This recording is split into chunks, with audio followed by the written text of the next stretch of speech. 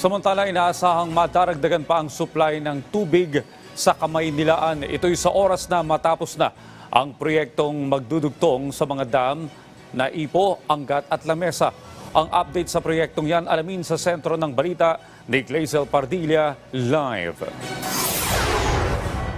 Audrey, natapos na ng Metropolitan Waterworks and Sewerage System at mga konsesyonaryo ang pagbutas at pagbuo ng karagdagan at bagong tunnel para sa Umiray, Angat, Ipo, Lamesa Conveyance System.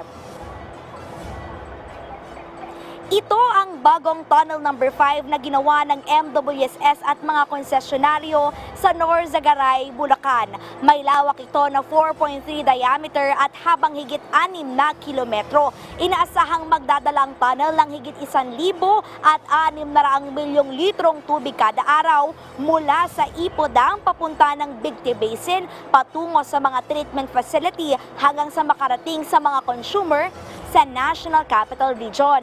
Ayon sa MWSS, mahalaga ang paggawa ng bagong tunnel para makapagbigay ng tuloy-tuloy na supply ng tubig, lalo na sa panahong kailangan ayusin o kumpunihin ang mga lumang tubo. Aabot na kasi sa 9 na dekada ang mga lumang tubo ng MWSS na may mga tagas na.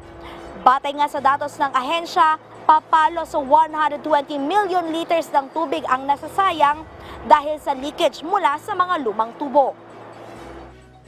Kagalingan ng ating tunnel number 5 ay madadagdagan ng ating delivery sa lamesa at maiiwasan yung mga tagas. Isa yan sa mga inaaksyonan natin dahil sa tanda ng ating mga tunnels and aqueducts ay matitipid natin, makukuha natin, marirecover yung mga tagas ng ating tunnels and aqueducts. Audrey, pinangangambahan din ang integridad ng mga lumang tubo sa panahon ng pagyanig. Pero ang bagong gawang tunnel ay seismic resilient kaya matibay sa mga lindol. Dahil sa bagong gawa ay walang tagas at may iwasan ang nasasayang na tubig. Sa ganitong paraan ay matitiyak ang kasapatan ng supply ng tubig sa Metro Manila. Audrey? Okay, Clay, kailan magiging operational ang Tunnel 5 at ano naman yung gagawin doon sa mga lumang tubo?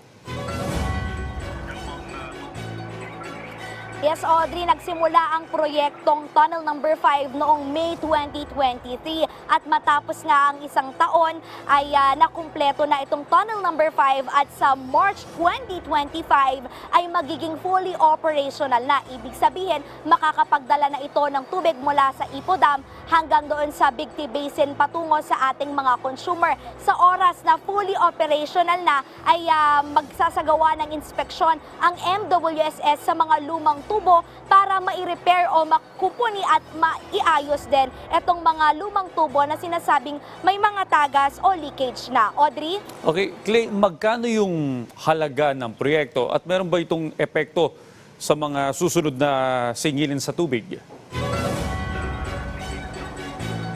Audrey, nagkakahalaga ng 3 billion pesos, higit pa ang proyektong Tunnel number 5. Ayon sa MWSS, wala ng karagdagang singil itong proyektong ito dahil sinisingil na yan. Ngayon pa lamang spread out na sa mga consumer para sa taong 2023 hanggang sa taong 2027. Audrey?